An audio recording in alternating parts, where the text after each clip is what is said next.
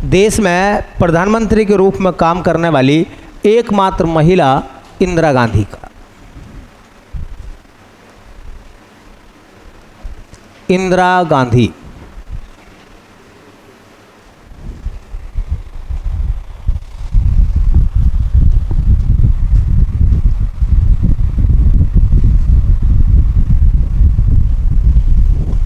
इंदिरा गांधी के सवाल काफ़ी पूछे जाते हैं।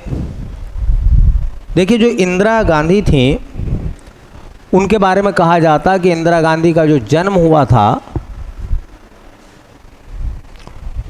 वो हुआ था 19 नवंबर 1917 को। 1917 को कहाँ हुआ था? प्रयागराज में। मैंने बताया था कि जो नेहरू परिवार था उनका पुश्तैनी मकान था। कहाँ था? प्रयागराज में। नाम क्या था उसका? आनंद भवन। तो उसी आनंद भवन में कमला नेहरू और जवाहरलाल नेहरू की एक बेटी का जन्म हुआ। नाम था उनका इंदिरा गांधी। तो इंदिरा गांधी के पिता जो थे वो जवाहरलाल नेहरू थे। भाई, इंदिरा गांधी के पिता जवाहरलाल नेहरू और इंदिरा गांधी की जो माँ थी उनका नाम कमला नेहरू।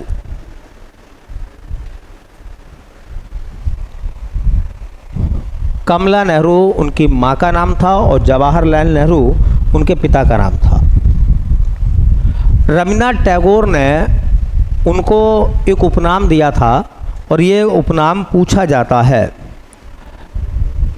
इनका एक निकनेम है, उपनाम, उनका उपनाम है प्रियदर्शनी।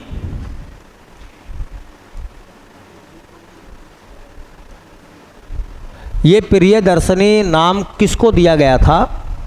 तो ये नाम दिया गया था इंदिरा गांधी को। किसने दिया था? रविंद्रनाथ टैगोर ने।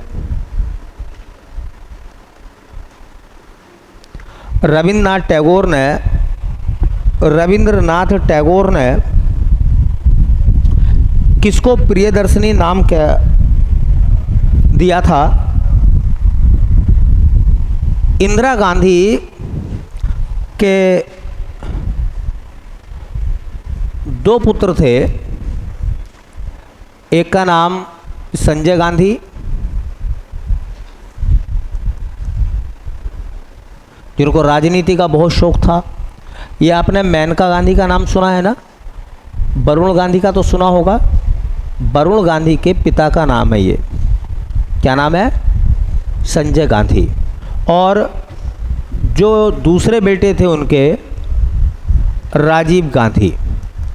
और राजीव गांधी के अब जो पुत्र हैं वो राहुल गांधी, बेटी का नाम प्रियंका गांधी है ना, और सोनिया गांधी जो उनकी पत्नी है। तो ये पूरा गांधी परिवार है। ठीक है।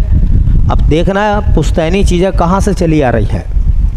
जवाहरलाल नेहरू, भाई देखो, जवाहरलाल नेहरू, ये जो राजीव गांधी हैं, राजीव गांधी की जो माँ है वो इंदिरा गांधी हैं और इंदिरा गांधी के जो पिता थे वो जवाहरलाल नेहरू थे। तो जवाहरलाल नेहरू राजीव गांधी के नाना हो गए। बोलो, ठीक है। तो पूरा परिवार जो है वो राजनीति से जुड़ा हुआ है। ठीक है। तो पहला सवाल तो याद रखो कि इंदिरा गांधी का जन्म हुआ था 19 नवंबर 1917 को प्रयागराज में आनंद भवन में। उनके पिता का नाम था जवाहरलाल नेहरू और उनकी माँ का नाम था कमला नेहरू। ये जरूर याद रखना कि इनमें से किसको प्रियदर्शनी कहा जाता है। तो जो इंदिरा गांधी है उनको प्रियदर्शनी कहा जाता है और ये नाम किसने दिया था? रविन्द्रनाथ टैगोर ने। उनकी संतानें संजय गांधी और राजीव गांधी हैं। अब देखेंगे बाद में ये कि किस तरीके से वो भारतीय राजनीति में आती हैं और एक बार नहीं, वो 3 बार देश की प्रधानमंत्री बनती है। भारत की एकमात्र महिला प्रधानमंत्री इंदिरा गांधी। एक ही महिला है जो प्रधानमंत्री बनी अभी तक, उनका नाम इंदिरा गांधी है। तो बाकी बाद में देखते हैं। भारत के प्रधानमंत्री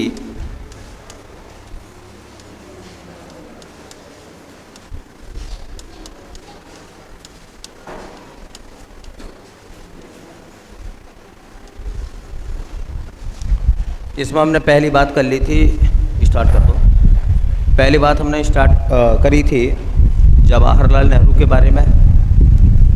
उसके बाद में जब उनके कार्यकाल के दौरान डेथ हो गई तो गुलजारी लाल नंदा को कार्यवाहक प्रधानमंत्री बनाया गया।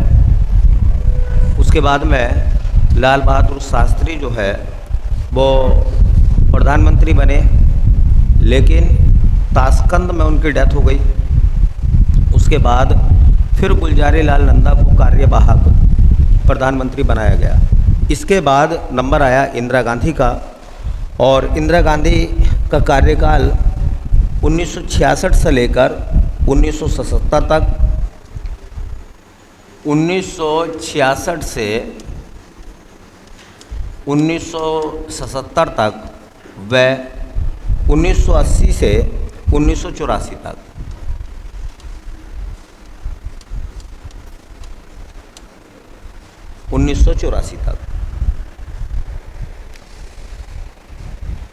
इस तरह से इंदिरा गांधी जो है वो भारत की प्रधानमंत्री बनी। 3 बार वो प्रधानमंत्री बनी। तो जैसे मैंने कल कुछ बातें बताई थी आपको कि जो इंदिरा गांधी थी, इंदिरा गांधी के बारे में कल आपको बात बता दी गई थी कि इंदिरा गांधी का जन्म जो हुआ था, इंदिरा गांधी का जो जन्म हुआ था वो हुआ था 19 नवंबर 1917 को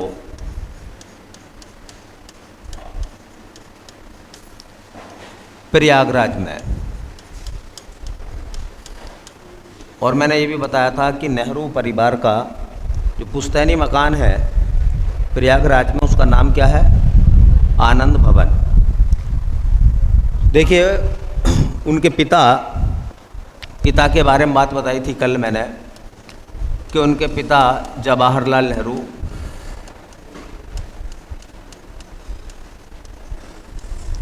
और उनकी माता का नाम था उनकी कमला नेहरू।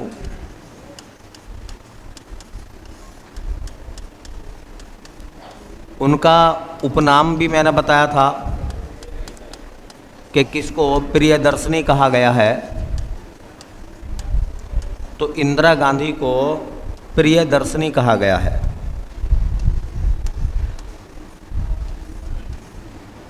ये इम्पोर्टेंट बात है, कई बार पेपर में पूछा गया ये वाला नाम।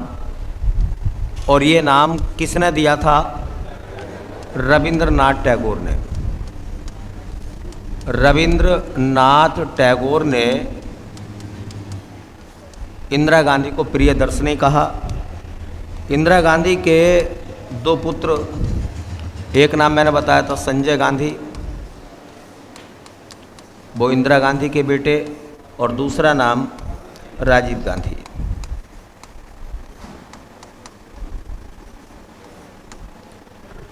ये बातें कल हो गई थी, इतनी बातें हमने कल नोट भी कर ली थी।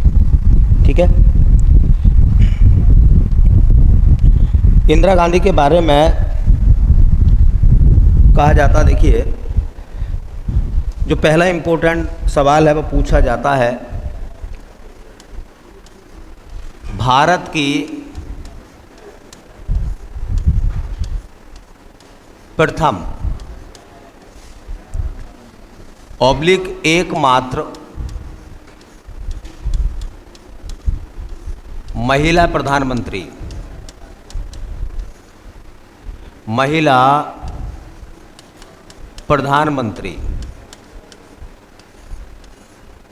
भारत की एकमात्र, मतलब अकेली अब तक महिला जो प्रधानमंत्री बनी है उनका नाम है बेटा इंदिरा गांधी। इंदिरा गांधी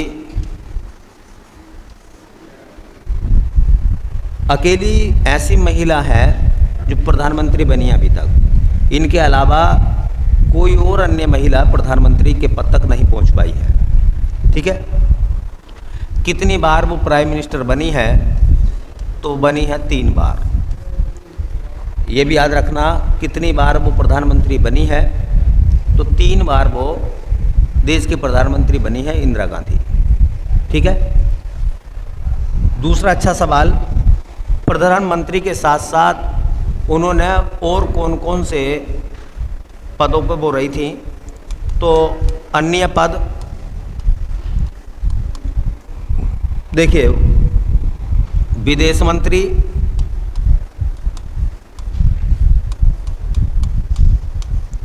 रक्षा मंत्री, गृह मंत्री और वित्त मंत्री जैसे पदों को उन्होंने संभाला था। जैसे कि आपने एक क्वेश्चन सुना होगा, भारत की पहली अंशकालिक रक्षा मंत्री कौन थी? भारत की पहली महिला जो रक्षा मंत्री बनी कम समय के लिए, उनका नाम था इंदिरा गांधी।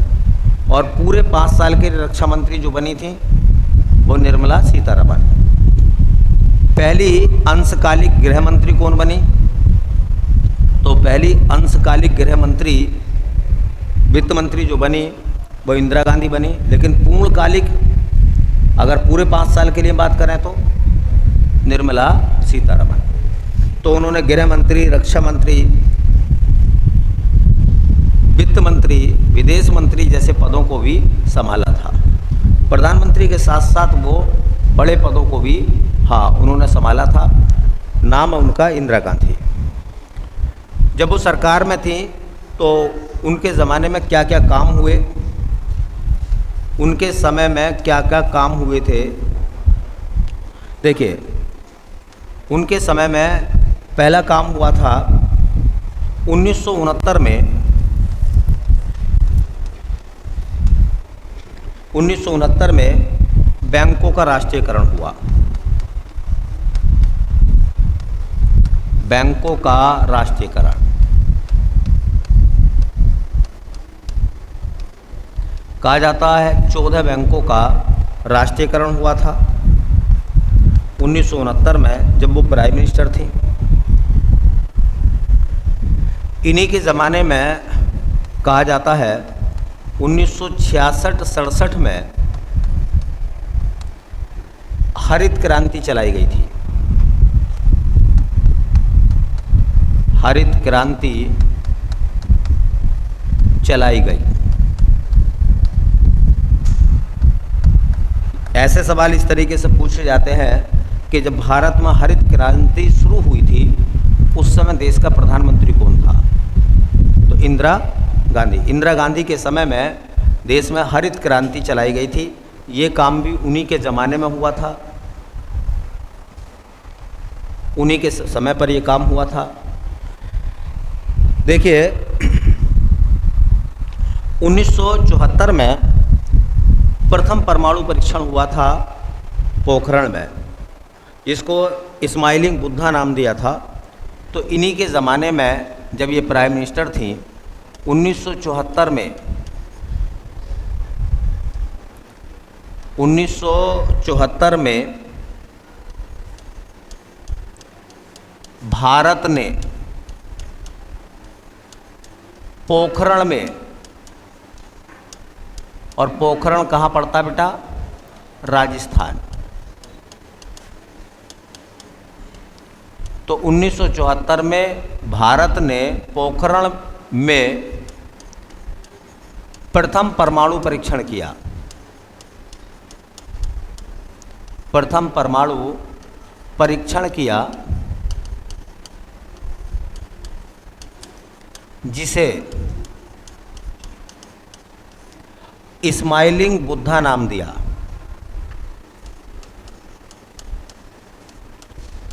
स्माइलिंग बुद्धा नाम दिया।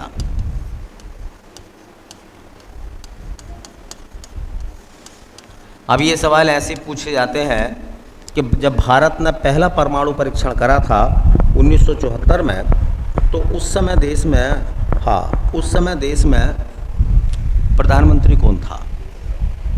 किस प्रधानमंत्री के कार्यकाल में भारत ने पहला परमाणु परीक्षण करा था? तो पहला सवाल, भारत ने पहला परमाणु परीक्षण कब करा था? 1974 में। कहाँ करा था? पोखरण में। किस प्रधानमंत्री के समय पर करा था?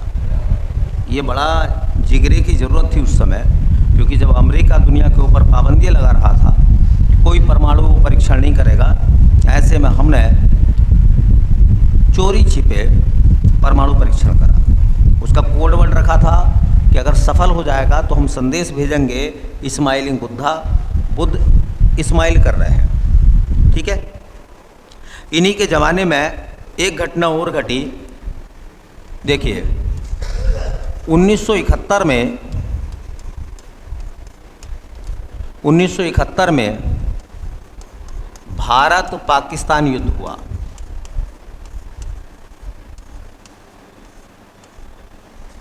भारत पाकिस्तान युद्ध हुआ। देखिए, भारत पाकिस्तान के बीच में एक युद्ध और हुआ था 1965 वाला। ठीक है।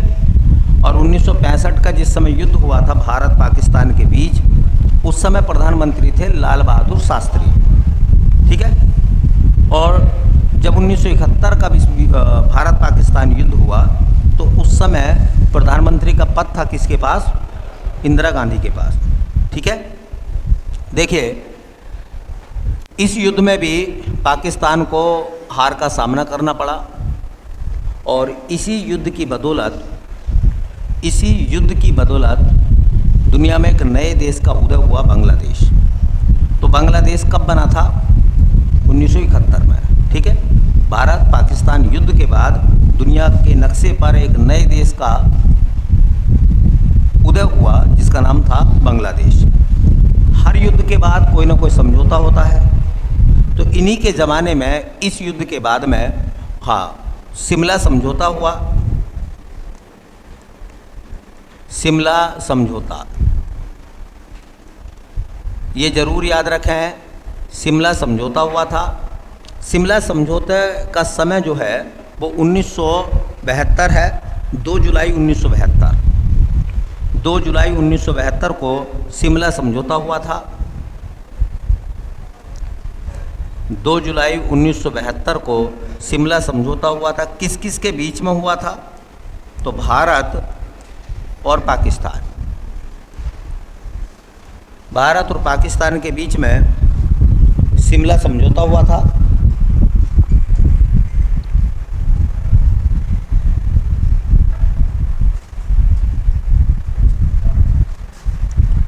उन्नीस सौ 72 में।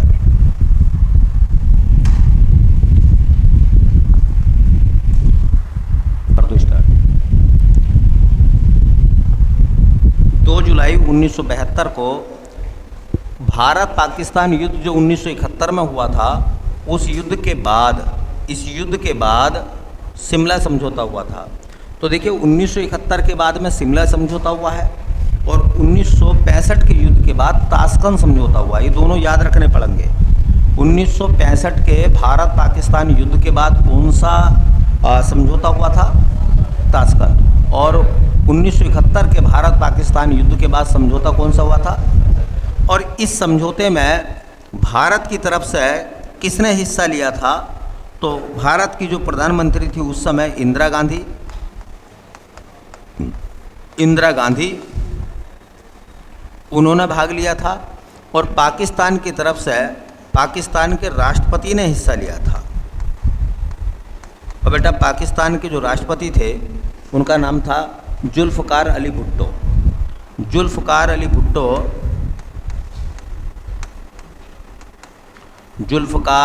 भुट्टो,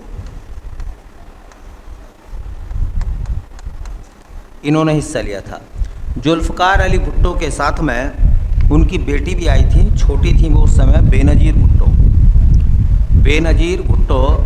वो अपने पिता जुल्फ़िकार अली भुट्टो के साथ आई थी, और वो इंदिरा गांधी से इतनी इम्प्रेस हुई कि उन्होंने उन्हीं की तरह बनने का बीड़ा उठा लिया। इंदिरा गांधी से बेनज़ीर भुट्टो छोटी थी, इंदिरा गांधी प्राइम मिनिस्टर थी, तो इंदिरा गांधी से वो इतनी प्रेरित हुई कि उन्होंने ये ख्वाब देखा कि वो इंदिरा गांधी जैसी बनेंगी। और ये कहा जाता है कि दोनों का जीवन भी सेम चला। इंदिरा गांधी भी भारत में पहली महिला प्रधानमंत्री बनी, तो बेनज़ीर भुट्टो भी पाकिस्तान की पहली महिला प्रधानमंत्री बनी। इंदिरा गांधी की भी हत्या हुई और बेनज़ीर भुट्टो की भी हत्या हुई। ठीक है, तो वो जो बेनज़ीर भुट्टो जब वो छोटी थी तो इसी एग्रीमेंट के समय, इसी समझौते के समय वो अपने पिता जुल्फ़िकार अली भुट्टो के साथ आई थी।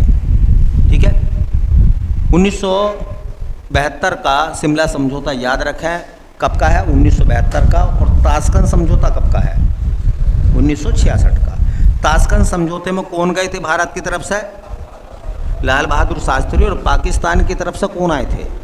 अयूब खान। दोनों नाम याद रखें, अयूब खान का भी और जुल्फ़िकार अली भुट्टो का भी, क्योंकि पेपर में ये दोनों नाम पूछे जाते हैं। ठीक है, चलिए और देखें इसके बाद इंदिरा गांधी के समय में क्या क्या घटनाएं घटी थीं। उन घटनाओं का अवलोकन करना बहुत ज़रूरी है, क्योंकि ये क्वेश्चन पेपर में पूछा जाता है। देखिए, इंदिरा गांधी की सरकार में एक नारा दिया गया था, गरीबी हटाओ का नारा। गरीबी हटाओ का नारा इंदिरा गांधी की सरकार में दिया गया था। ठीक है, तो इसी समय एक नारा आया था, गरीबी हटाओ का नारा। गरीबी हटाओ का नारा। गरीबी हटाओ का नारा किसने दिया था? तो इंदिरा गांधी ने। गरीबी हटाओ का नारा किसने दिया था? इंदिरा गांधी ने।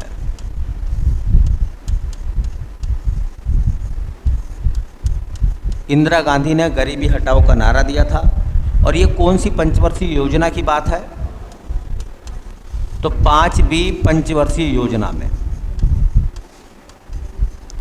5वीं पंचवर्षीय योजना में इसको लागू भी किया गया था।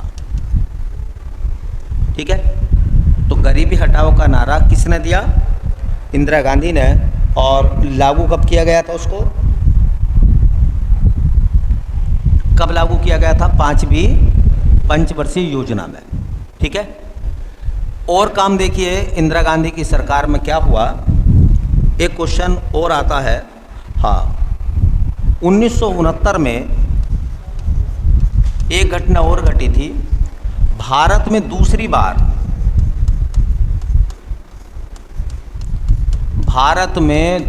बार मुद्रा का अवमूल्यन हुआ।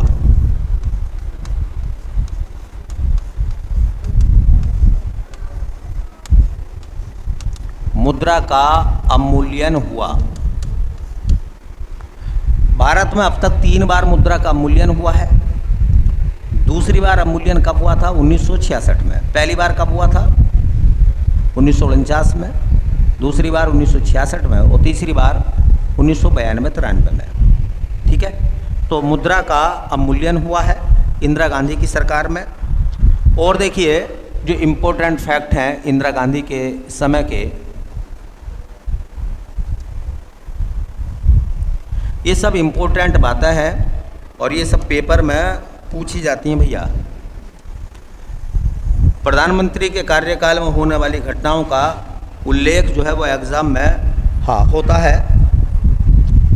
देखिए, कहा जाता है 12 जून 1975 को इलाहाबाद हाई कोर्ट में इंदिरा गांधी के खिलाफ मुकदमा चला। 12 जून 1975 प्रयागराज उच्च न्यायालय या इलाहाबाद उच्च न्यायालय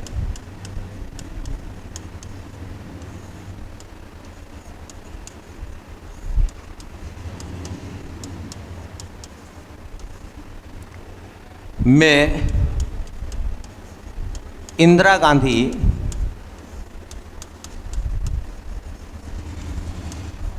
के विरुद्ध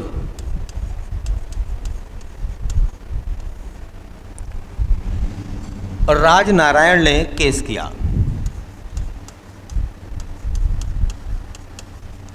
राजनारायण ने केस किया।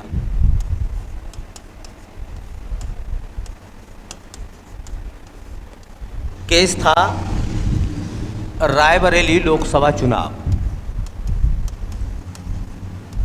रायबरेली लोकसभा चुनाव का।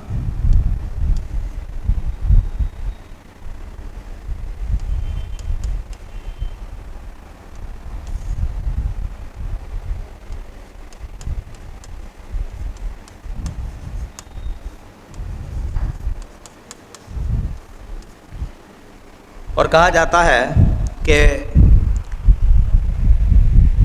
हाई कोर्ट ने इंदिरा गांधी के 6 वर्षों तक चुनाव लड़ने पर पाबंदी लगा दी।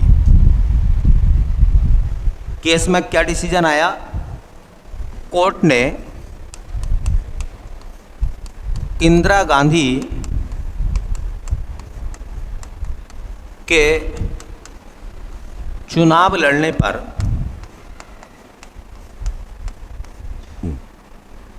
रोक लगा दी। हालांकि हाई कोर्ट का फैसला था। मामला क्या था? मैं मामला साधारण शब्दों में आपको बता देता हूं।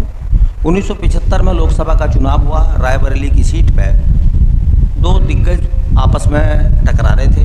एक तरफ राजनारायण लड़ रहे थे और दूसरी तरफ इंदिरा गांधी।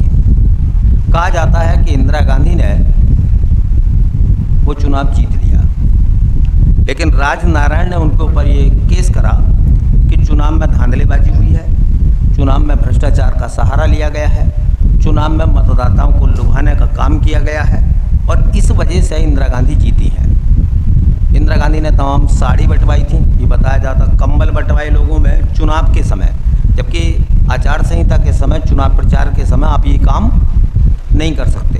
तो ये सब चीज़ें इंदिरा गांधी के ऊपर आरोप लगे और हाई कोर्ट ने उनके चुनाव लड़ने पर रोक लगा दी थी। तो एक क्वेश्चन याद रखना कि राजनारायण बनाम इंदिरा गांधी केस जो है वो किस मामले को लेकर है?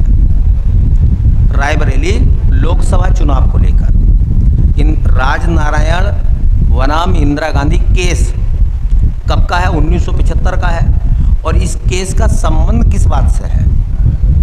रायबरेली लोकसभा चुनाव को लेकर। ठीक है, रायबरेली लोकसभा चुनाव को लेकर। अब इससे एक बात सामने आती है, बात सामने ये आती है कि अगर राष्ट्रपति और उपराष्ट्रपति के चुनाव के संबंध में कोई विवाद है तो उसे सोल्व कौन करेगा? Supreme court. बताया था कौन से आर्टिकल में है? आर्टिकल 71 में, कि राष्ट्रपति और उपराष्ट्रपति के चुनाव से संबंधित अगर कोई विवाद है तो उस विवाद का निपटारा सुप्रीम कोर्ट करेगा।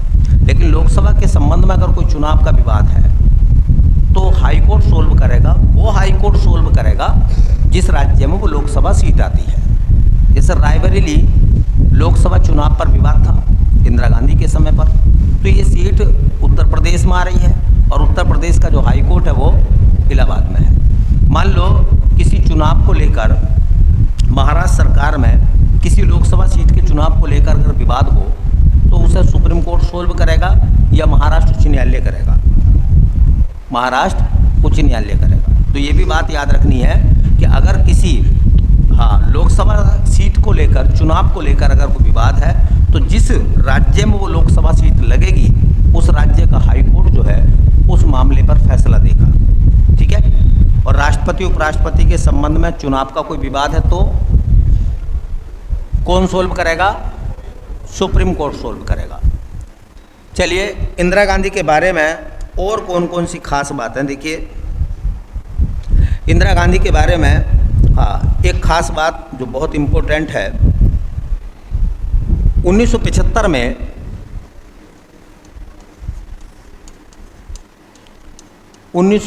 में जयप्रकाश नारायण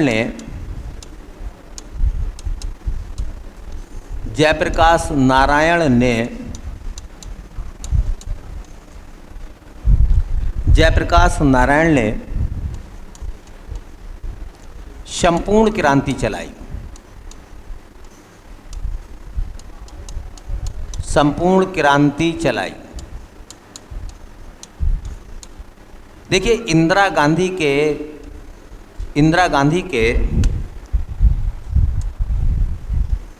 खिलाफ 1975 में इंदिरा गांधी सरकार के खिलाफ संपूर्ण क्रांति किसने चलाई थी? एक्चुअल में क्या था कि बहुत सारे काम इंदिरा गांधी सरकार के जनता को नहीं भाए इंदिरा गांधी के कुछ काम, जिनमें एक काम आता था नसबंदी। पुरुषों की नसबंदी की जा रही थी जबरन तरीके से, तो लोगों में क्षोभ था, ठीक है, इंदिरा गांधी सरकार के खिलाफ। और भी तमाम ऐसे मुद्दे थे, रोजगार को लेकर, इंदिरा गांधी की तानाशाही को लेकर लोगों में आक्रोश था। उसी आक्रोश को लेकर आगे बढ़े जयप्रकाश नारायण, और उन्होंने दिल्ली में जंतर मंतर पर धरना प्रदर्शन करा और संपूर्ण क्रांति चलाई। इंदिरा गांधी और जयप्रकाश नारायण की अगर हम बात करें तो जयप्रकाश नारायण का योगदान जो है वो भारत की आज़ादी में भी है। वो एक स्वतंत्रता सेनानी थे जयप्रकाश नारायण, और वो कहते थे कि जब हम अंग्रेज़ों के खिलाफ बगावत कर सकते हैं, उनकी आलोचना कर सकते हैं, उनके गलत कामों के लिए हम आंदोलन कर सकते हैं, तो आज़ाद भारत में अपने ही देश में हम क्यों नहीं कर सकते? इसलिए उन्होंने संपूर्ण क्रांति चलाई थी। युवाओं से कहा था कि सब लोग शामिल हों और इंदिरा गांधी को आईना दिखाएं। आंदोलन चला, स्टार्ट हुआ संपूर्ण क्रांति के नाम से। इंदिरा गांधी बौखला गई, बहुत ज़्यादा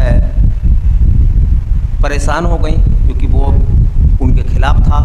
तो इंदिरा गांधी ने 1975 में ही फखरुद्दीन अली अहमद, जो उस ज़माने में देश के राष्ट्रपति हुआ करते थे, आंतरिक अशांति के आधार पर इमरजेंसी लगवा दी। जबकि इमरजेंसी का कोई मतलब नहीं बनता था, कोई हिंसा नहीं हो रही थी, लेकिन उसके बावजूद भी इंदिरा गांधी ने इस आंदोलन से, इस क्रांति से इतनी वो खफा हो गई कि उन्होंने 1975 में इंदिरा गांधी ने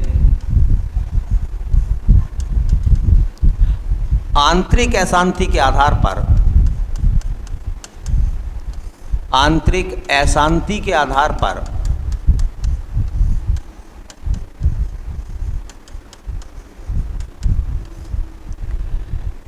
राष्ट्रपति फखरुद्दीन अली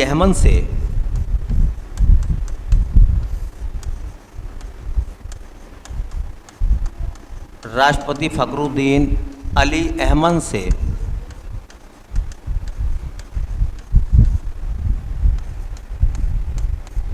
आपातकाल लगवाया।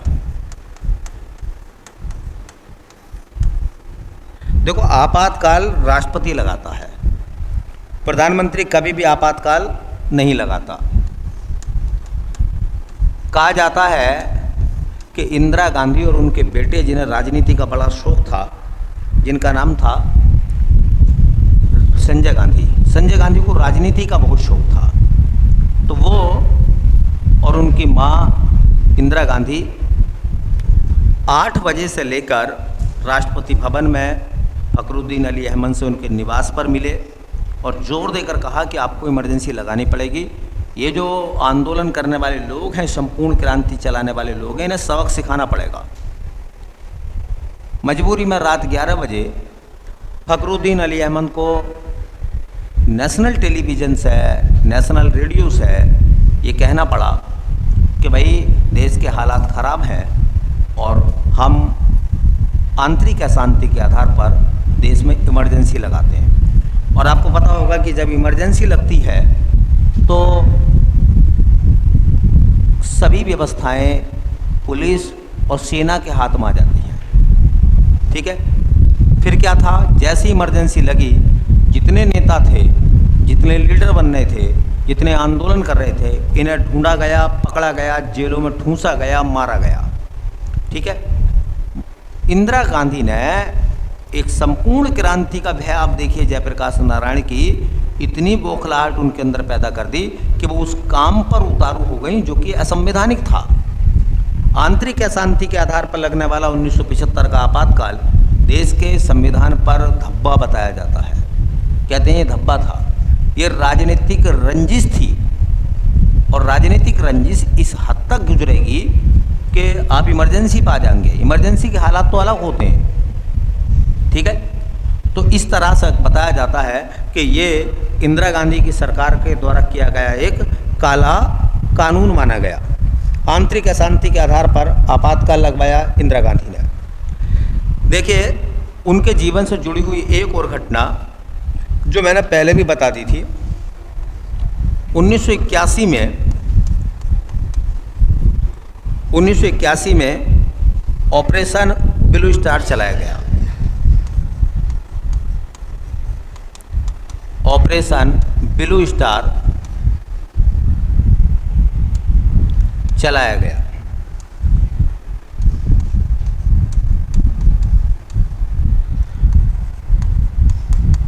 और ये मैंने बता दिया था ऑपरेशन ब्लू स्टार में क्या हुआ था। जो खालिस्तानी समर्थक थे उनको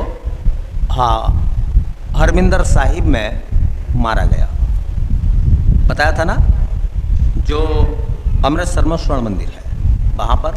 और उसके बाद देश में तमाम हिंसक घटनाएं घटनी शुरू हो गई, ठीक है।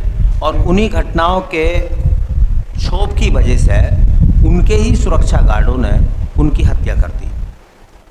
1984 में 31 अक्टूबर 1984 को इंदिरा गांधी की हत्या हुई।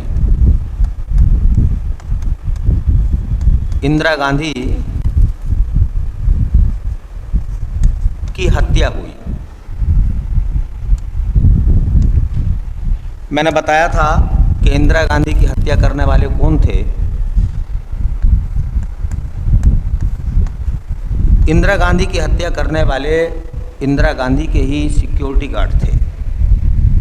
जो इंदिरा गांधी की सिक्योरिटी में लगे हुए लोग थे, उन्होंने ही इंदिरा गांधी पर अंधाधुंध फायरिंग की और इंदिरा गांधी को मौत के घाट उतार दिया। मैंने बताया था 1984 में दिल्ली में सिख विरोधी दंगे हुए, बताया था।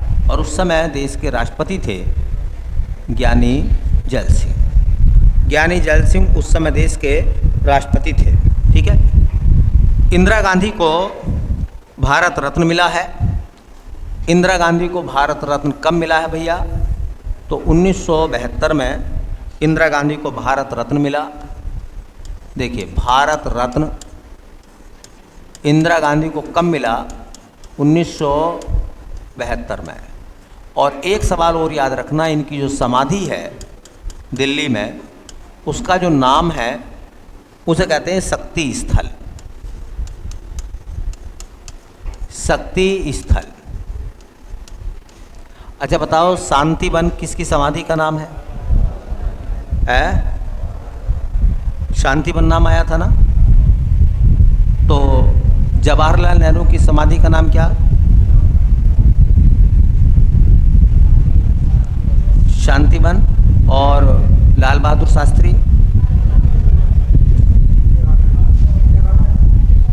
विजय घाट। और इंदिरा गांधी की समाधि का नाम शक्ति स्थल, ठीक है। और इस तरह से भारत की पहली महिला प्रधानमंत्री का देहांत हुआ। अब सवाल क्या क्या, देखो, इंदिरा गांधी का चूंकि शासनकाल बहुत बड़ा है, 1966 से 1977 तक वो लगातार 2 बार रही, और 1980 से लेकर 1984 तक वो एक बार फिर प्रधानमंत्री बनी। तो टोटल मिलाकर 3 बार का मतलब हो गया लगभग 15 साल।